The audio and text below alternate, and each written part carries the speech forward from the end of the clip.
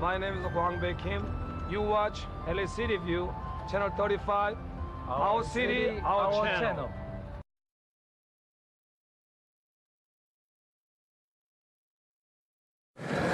I am Police Commission Vice President Matt Johnson, and I'm joined by my fellow Police Commissioner Cynthia McLean-Hill. We both want to thank you for coming this evening to this most important community meeting for us to hear what qualities, characteristics, and competencies you would like to see in your next Chief of Police. Your Chief of Police for the past 8.5 years, Charlie Beck, has announced his retirement after 42 years of service to the LAPD, effective June 27, 2018. Under the city charter, the general manager of the city personnel department, in conjunction with the Board of Police Commissioners, conducts the recruitment. Applications for the Chief of Police will be submitted to the Personnel Department, and the most qualified candidates are then forwarded to the Police Commission for interviews. The Police Commission then provides the mayor the names of 3 candidates in rank order. From those 3, the mayor will select his appointee, whose name will be forwarded to the City Council for confirmation. The Police Commission is holding 6 of these community input sessions in various areas of the city to hear from the community. Additionally, there's an online survey available at www.lacity.org, www.per.lacity.org, and www.lapdonline.org. There are paper copies of the survey in the back of the room tonight that you can complete if you would like. You may also send your comments via email to percomments@lacity.org. This information will assist in the preparation of the recruitment brochure and our interview questions for the candidates. What we'd like to do this evening is hear from you on what you would like to see in the next police chief. I would ask that you fill out a comment card so that we can call the speakers forward in an orderly manner. To respect everyone's time, I would also ask that you hold your comments to 2 minutes, or we can go to maybe 3 or even 4 since we don't have that many people here tonight.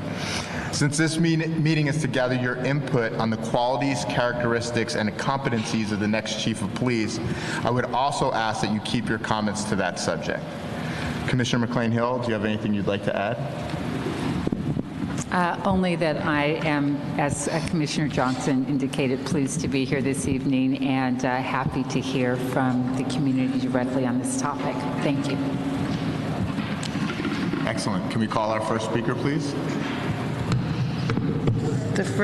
We have 3 speaker cards. The first speaker, Ravila Curl. And I think we have a microphone on the right side of the room, if you're facing us. Good evening. Nope. Try it again. Hello? Yes. There we go. There we go. Good. I would like to nominate, my name is Ravella Curl, and I'm a citizen from Los Angeles, California. And I would like to nominate Mr. Chris Barling, Homicide Detective Supervisor at 77 Division, and Lieutenant Mariscola from the Los Angeles Sheriff's Department. And I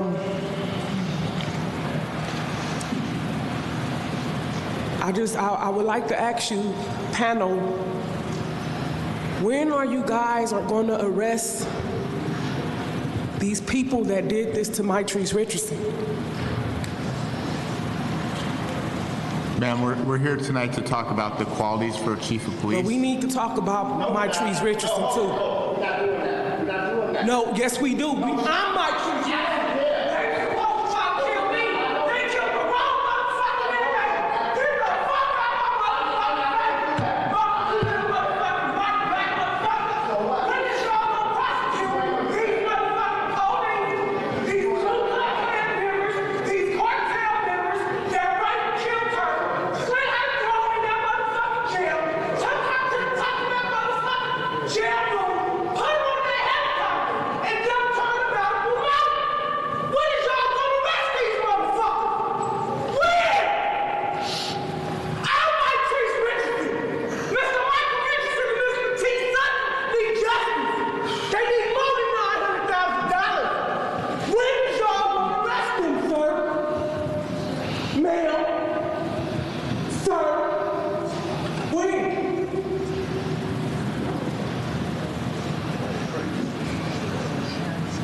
I'm in, and I'm ready. Y'all should not me well enough. Please don't call me on my blood. I'm balling bigger than LeBron. Who y'all think y'all frontin' on? It was once said by Lolo J. I was trying to come up, yeah, and that's the case. Cause when I met, everybody cursed. You see, once in a lifetime, everybody gets deserved. I guess it got to be the same. Cause at the age of 33, I'm an international game. I got my game locked up tight. I'm not taking a chance, I'm straight making a chance. Thank you for coming here tonight. To get what they want to get. Give them like yourself.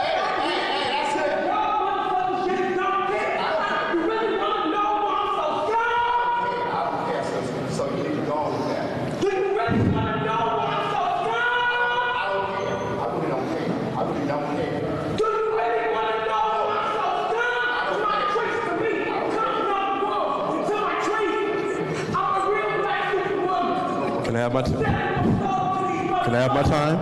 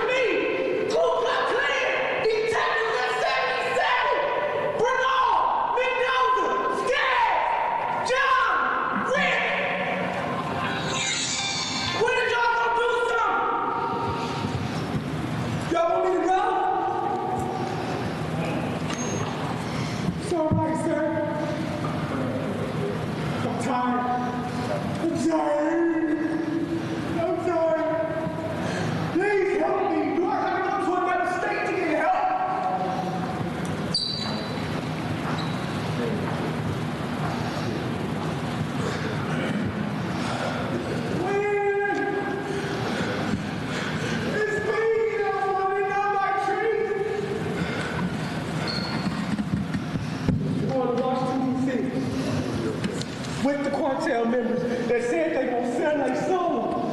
And I'm gonna front them the money, and they said they gonna do anything I want them to do. And they said they gonna cut their hands off with hangers, not wood, and roll to them. My trees need justice. Mr. Richardson needs help. Y'all been killing these kids and covering this shit up. I made it through, y'all trying to do me like Pop. I'm rare.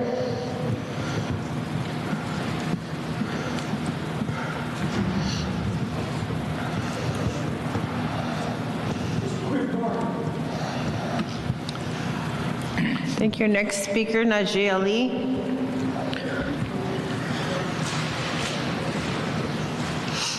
Good evening. Good evening, Commissioner Johnson, McLean Hill, and Richard. Welcome to South LA, our neighborhood, and okay. I love him.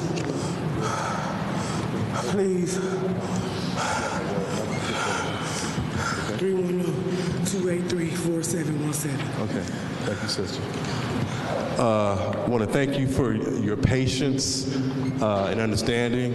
As you can see, there's a lot of pain, anger, and frustration in our community because we've lost too many lives of young African-American women and men at the hands of law enforcement. So with that being said, I know the topic is what do we want to see in the next potential chief of the LAPD? And this demonstrates one of my points is that we want to see a chief that is sensitive to our community, our anger, and our pain. Historically, South LA has always had a troublesome relationship with the LAPD that dates back decades. We've had two major disturbances of civil unrest. When I was a child, the Watts riots, and as a young adult, we witnessed the civil unrest in '92 after the Rodney King beating. So I would hope that the next chief that is selected will be someone who our community knows, trusts, and has a good working relationship with, someone who understands our pain and frustration.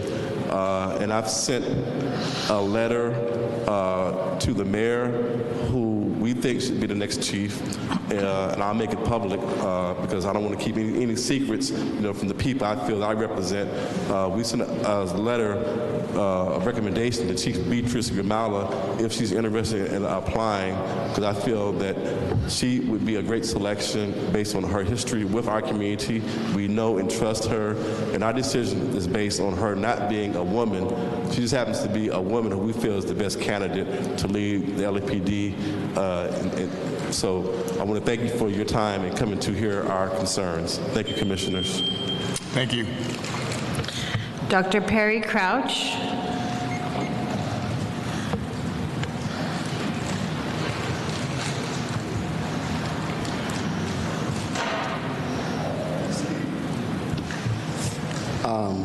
Thank you for coming to our home. This is our home. So people don't just come here and do what they want to do. They want to come. We have a Watts Gang Task Force meeting on Monday.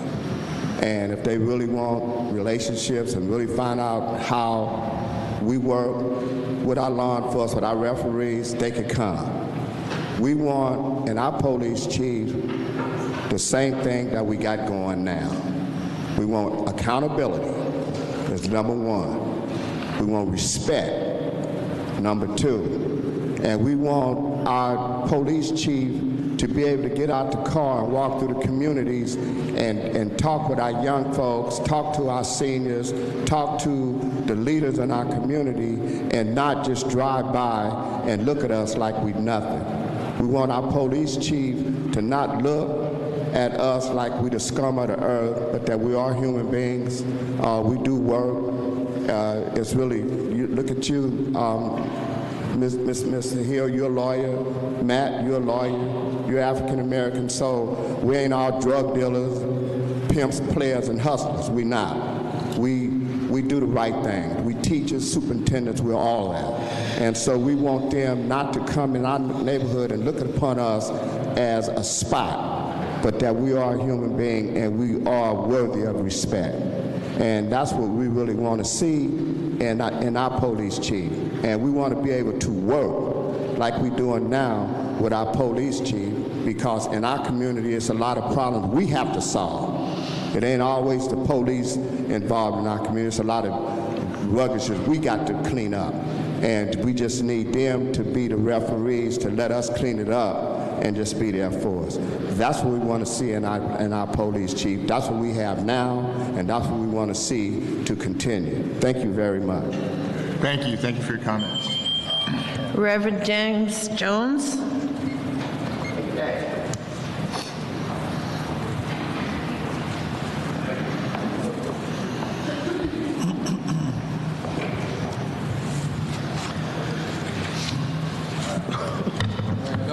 Good evening. I want to first thank the committee who's come out to the community, and I love what you're doing, going throughout the communities, getting the real engaging and getting the real feelings from how the community feels, right, wrong, or indifferent. I always say by omission or permission, we're all responsible for the conditions of our communities. I definitely, it's a lot of work that's been done to get us to the level that we are at here in Watts in particular, and we don't want to see the ball being dropped now from us. Make sure whoever is our next police chief carries on the great work. When we're talking about work, we can always talk about what's not happening, but all the good things that are happening in our community, and it happened, and it didn't come overnight. It's not going to be, we don't have that resolution overnight, but I don't want to see us going backwards at the end of the day. We're going to move forward with the good work that's been done. And if the reality of it is, I'm sure, as a panel knows over here, you all been over to visit us in the community and see what the real work and see where the real work is being done. We're going to have, you got those open wounds, we got historical issues that are real, but at the end of the day, let's not lose sight.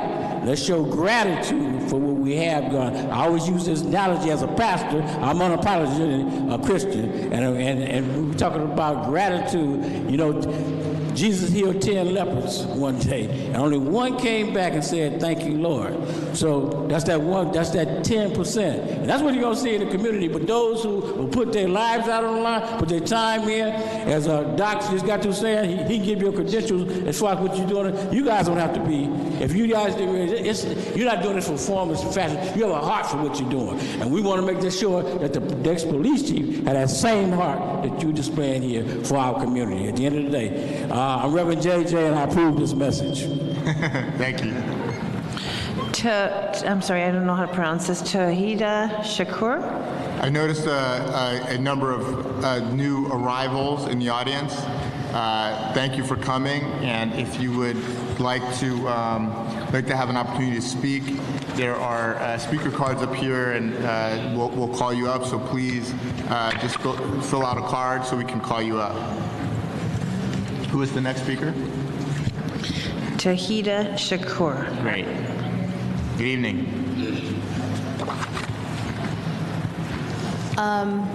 I think just something I want to uplift is that whoever takes this position, I would be really interested to know what are they going to do about the rapes that happen in the cadet program. What are they going to do in order to protect youth of color particularly?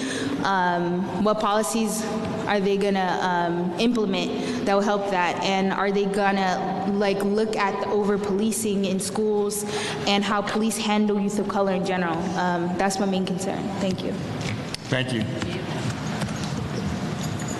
Kim McGill, followed by Gloria Gonzalez.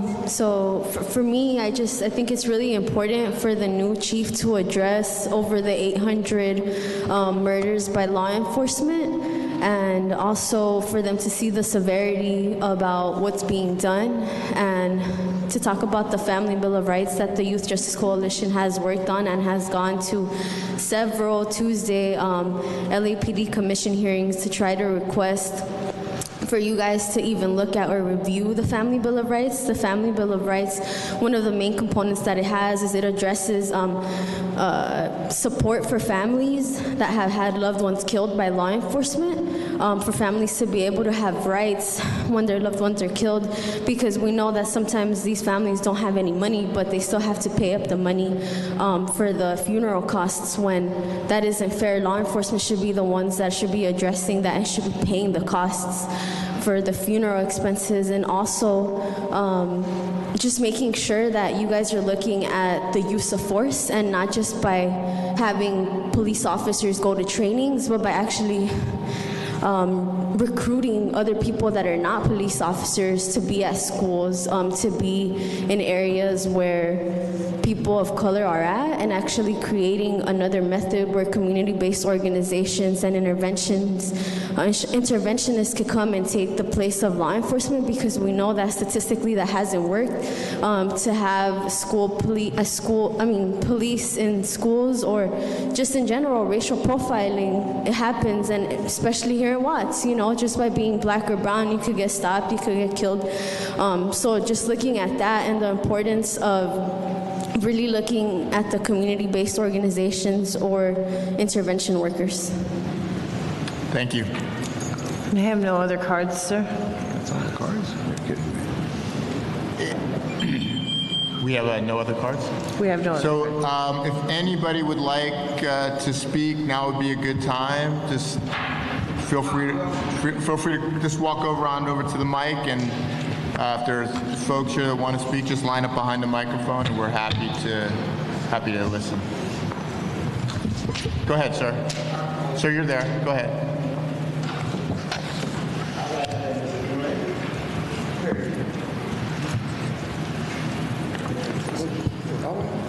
to shake your hand, buddy. I ain't gonna bite you. Good evening. Good evening, and my name is Leland James Green. I used to be a bad guy. I'm a good guy now. I've been good for 20 years. I'm 61 years of age.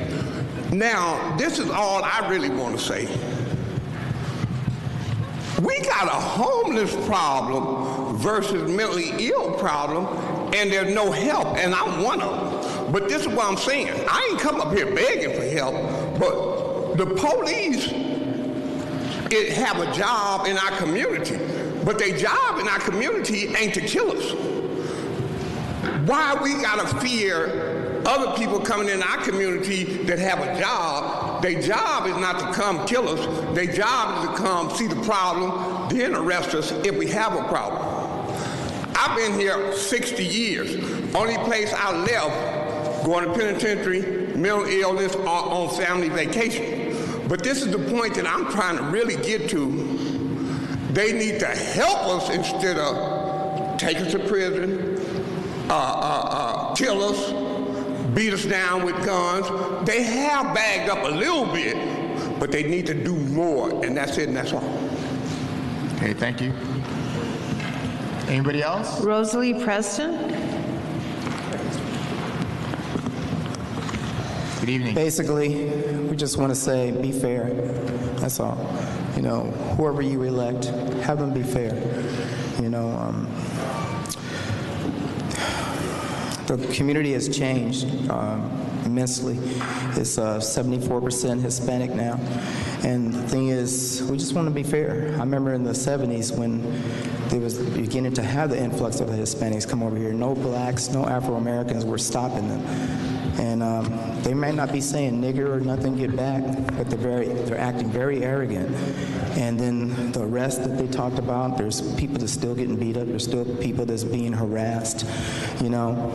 There's still people here illegally, and police need to do their job. If somebody's here illegally, they need to deport them. I know that's not famous and everything, but the thing is, there's not enough jobs, there's not enough room, there's not enough space. We don't even have enough water. They're getting ready to put a mandate on that again. So the thing is, there's not enough room. I'm a teacher. I'm in the public schools. I see where, you know, what's happening to Afro-Americans. You know, what I'm basically saying is be fair. So we know that they're the ones being employed now, but now that you are the ones being employed, and now that you are the police that are Hispanic, be fair. Don't run the blacks out. Don't mistreat them, you know. Be fair. Hire them the same way. That's all. Just be fair. Good evening. How you doing? My name is Donnie, Vice President of the Watts Gang Task Force, and I'm here to continue the same work that we have going on in this community.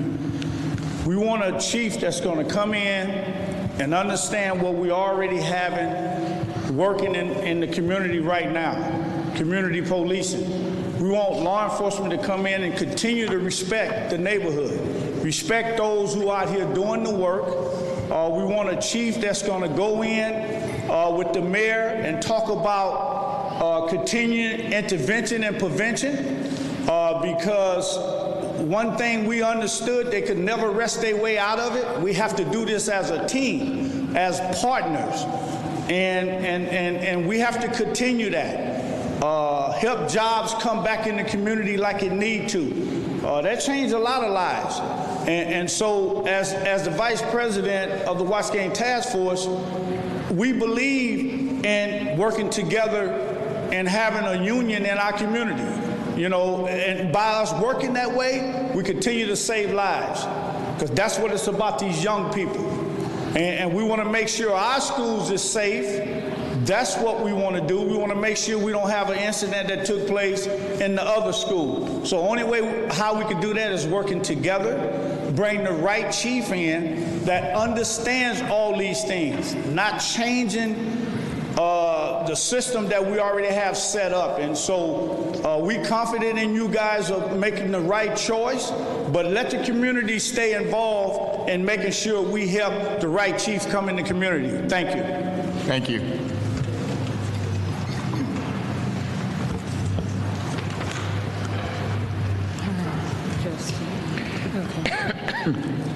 Good evening.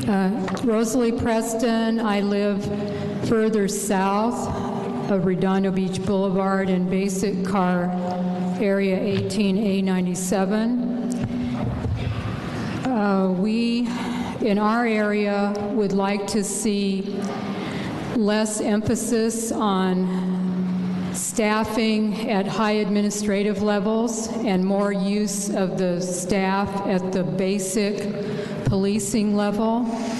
There's a lot of complaints that we don't see cars driving through our neighborhood on a regular basis. It's really rare for the car to work its way through the neighborhood. Also, the community policing model was established so many years ago with one senior lead officer per each basic car area, and that is totally inadequate. The officer can only work so many hours per week, and when that person is not available, there's no way for us to indicate community needs to anyone in our local station, which is Southeast. There ought to be at least 3 officers assigned to community policing for each basic car area so that they could cover all of the hours that they're needed. And another thing that people have brought up a lot in my neighborhood is we live really far from our police station, and a lot of the basic reporting should be able to be done online, as some of the other police departments have instituted. Thank you. Thank you. Any more cards? Thank you, ma'am. Hello, my name is Lupita and I'm with the Youth Justice Coalition. And lately, we've been working on the use of force data. We've been reading over the DA reports, and it's kind of crazy by me just reading the DA reports. I can tell before I get to that the officer killed that individual, I can tell that the person has some type of mental issue. I can tell that the person was either on drugs. So if I can tell myself, and I'm not a police officer, look at their belts. They have pretty cool gadgets. They have a taser, they got a baton, but the first thing they pull out is a gun. So I think that you guys should really consider them to have at least a type of mental health class or something that would actually can analyze a person, because I don't even have any college credits, and I can tell myself that that person had a mental issue. I can tell myself that person was on some drugs. That's kind of ridiculous and very shameful. I also I dislike the cadet program, and then we've been shutting out data that over and over again people have come out of being molested. Girls and guys been come out that they've been feeling some type of way towards these police officers. And why is this money keep going to the cadet program? Why can't you guys actually implement a youth development program so we can have youth centers all over our communities and not in certain communities? Because I know there's youth centers out there, but they're not all over the communities where they're really needed. Thank you. Thank you.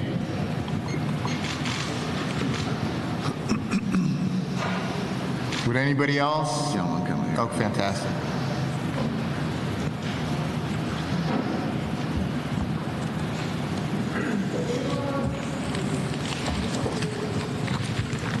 Hello, I'm a proud Los Angelino, lived here all my life. What I would implore you for choosing the next chief is someone that really recognizes and understands the nationally best practices that we have here in the city of Los Angeles. From the Mayor's Office of Gang Reduction Youth Development, where people from around the country, around the world are learning how LA is achieving reduction in crime and homicide and shootings, and also that recognizes the role that CSP has made. The Community Safety Partnership is another nationally recognized program. So I hope that you choose and recommend a chief that is able to lead us forward, lead the city forward, not going backwards, that'll continue, that is passionate about leading Los Angeles forward, not because of their ego and not for any other reason, but that's someone that's going to move us forward. Thank you. Thank you. Thank you.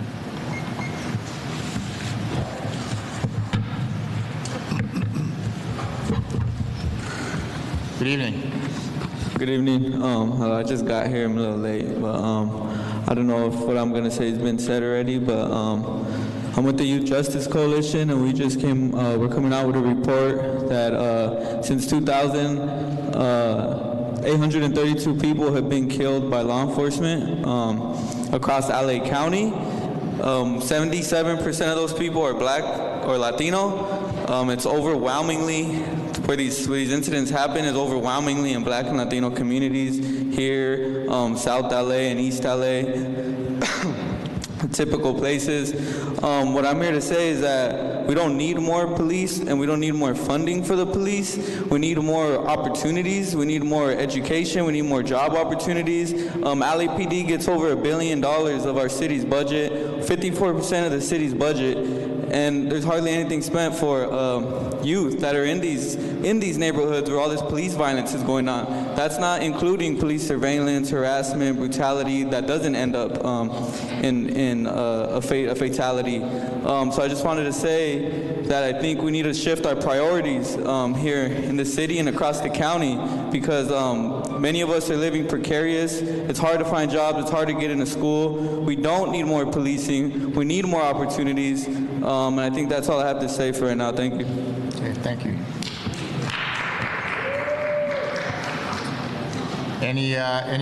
Anybody else like to take a moment? Okay. Well,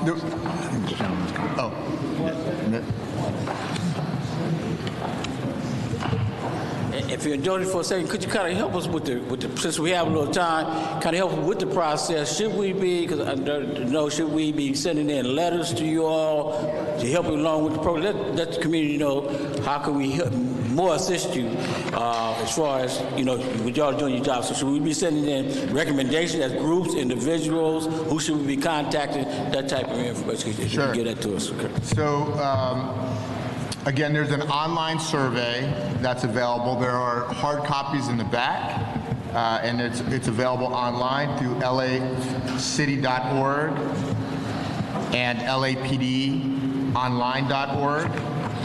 If there are specific comments that you would like to send, you can send them to comments@lacity.org. You can also always write us a letter and send it to the Police Commission at, what's our address? 100 West 1st Street, room 134, Los Angeles. The zip code is 90012. All feedback is welcome. There were a lot of excellent comments tonight, and this is the second meeting like this I've attended, and I'm hearing a lot of common themes. I'll just summarize a few, and then if I miss anything, my colleagues will add them in, and then if there's anything that you don't hear that you think is important for us to be focused on, then we'll keep the microphone open. So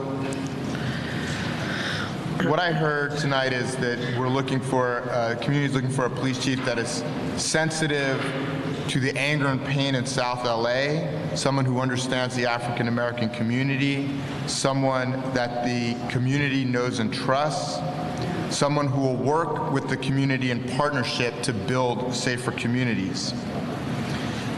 Someone who is passionate about leading Los Angeles forward. Accountability is important, someone holding the department accountable, someone who respects the community, someone who will engage directly with communities and individuals, young, old, and everyone in between. The new chief should have a focus on technology to make the department more efficient. Someone who will roll up their sleeves and work directly with the community. Someone who carries on the great work that has been done in Watts to reduce crime and build trust in this community. Someone focused on national best practices in moving the department forward. A police chief that has a heart with working directly with the community. Someone who will protect youth of color and focus on rapes. someone who will address and focus on police use of force, and focus on racial profiling and implicit bias. There was a comment that you would like to see a greater deployment of officers in the field on patrol and more senior lead officers. A police chief that will recognize the problems of homelessness and mental illness, and provide more training in dealing with people with mentally ill, and someone that will treat people fairly and be fair. Those were, I think, all of my notes. Did I miss anything, Commissioner McLean-Hill? No, thank you. Mr. Teefank? No, sir. If there's anything else that anybody else would like to add, now would be the time. I think we've now done four. We've done 4 of these meetings. There are 2 community meetings remaining. Mr. Teefank, you want to let folks know when those are? Sure, Mr. Vice President. The next meeting is tomorrow night. It's in Montecito Heights at the Montecito Heights Senior Center Community Room. The address is 4545 Homer Street in Los Angeles. And this Saturday, we will have our last meeting, which will be at 10 a.m. at the West Los Angeles Municipal Building, 2nd floor hearing room, and that's at 1645 Corinth Avenue in the Venice area. And as Commissioner Johnson indicated, the survey would be a great way to get your opinion in, and would encourage you to go look for the survey at the various websites that he mentioned. When you go to the front page of the website, there'll be a large icon. You can't miss it. It'll have a badge. And click on that. It'll take you right to the survey instrument. Survey is available in English, Spanish, Tagalog, and Chinese. Great. Well, thanks again. Fill the surveys out. Thank you. Thank you. Thank you all for being here. If you fill the survey out tonight, please give it to Mr. Juan Garcia, our staff member in the back, and then Juan will give them to the personnel department and we'll get them entered. So filling it out tonight, then please give it to Juan. Thank you. Thanks everyone for coming tonight. Good night.